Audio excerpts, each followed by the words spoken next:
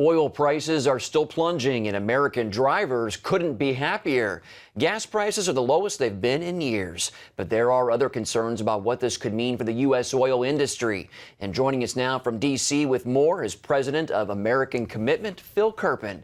Thanks for joining us, Phil. My pleasure, Mark. These low gas prices are great for American pocketbooks. How much is this going to help the U.S. economy? Well, it's a major shot in the arm. It has the effect for a typical household of being a lot like a tax cut when you fill up that gas tank and it costs a lot less than it used to. So it's a major positive for consumers. There's no question about that. There's another issue, though, beneath the surface, U.S. oil drilling. Will companies keep drilling for oil in the U.S. if the price of oil keeps dropping?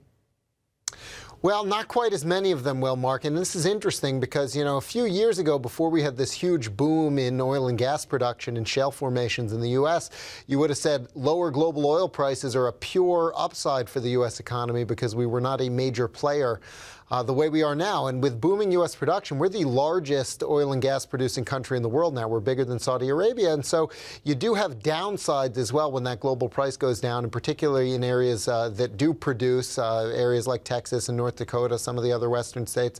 You are going to see some employment impacts. Now, some of the biggest players have said that they're pretty well positioned for this using hedging strategies. They've protected themselves for the downside. But depending on how long the price stays low, you could see some impacts on U.S. production. And of course, one of the questions is, are we going to continue to prohibit exports of crude oil from the U.S., which is the current policy of the United States, at a time where we may need to have those exports to keep the pumps going in the U.S.? Why is there a ban on that? Well, the ban was put in place in the 1970s when we were concerned about how much we were importing, and politicians basically said, when we're so heavily dependent on imports, we shouldn't allow exports at all. So it was a very different situation, and I think it's very out of date. Well, some of the U.S. drilling methods like fracking can be very expensive, and now the stock prices of some fracking companies are dropping because Wall Street is worried. Will these companies be able to stay profitable, Phil? It depends which companies you're talking about, and in particular which formations they're active in. The cost varies pretty widely. But you have a lot of U.S. producers that can stay profitable all the way down to $40 a barrel. Now, I don't think the price is going to go that low, so those producers should be fine. You have others where the break-even is more like $60 or $70 a barrel, and if they don't have good hedging strategies in place, if they weren't prepared for what we're seeing right now, then they're losing money if they continue to produce, and those are the ones that are really going to struggle and have problems.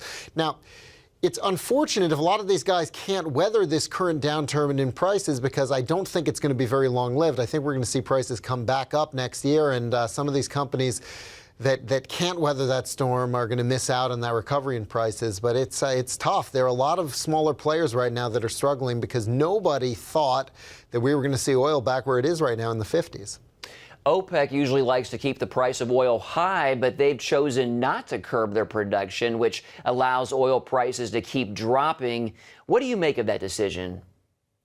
Well, this is actually largely being driven by a decision that Saudi Arabia made to try to, number one, hurt fracking producers in the United States. They don't like the competition from the U.S. They think that if they drop the price and cause enough pain, they'll push some of them out of business, then they'll be able to raise the price back up. But second, they're very concerned that Europe will follow our lead. And if Europe and the U.K. follow our lead and start to produce from their shale deposits using fracking, that could really undermine the position of OPEC and Saudi Arabia in particular. So they're trying to hurt U.S. producers, and they're trying to stop Europe from developing their own resources, and that's really why they're doing it. But this is an extremely high-risk maneuver by Saudi Arabia, Mark, because their budget, their national budget in their country cannot balance if the price of oil is under about $90 a barrel. And of course, it's well below that now. So there's a real question how long they can live themselves with prices where they are right now before they have to kind of give up and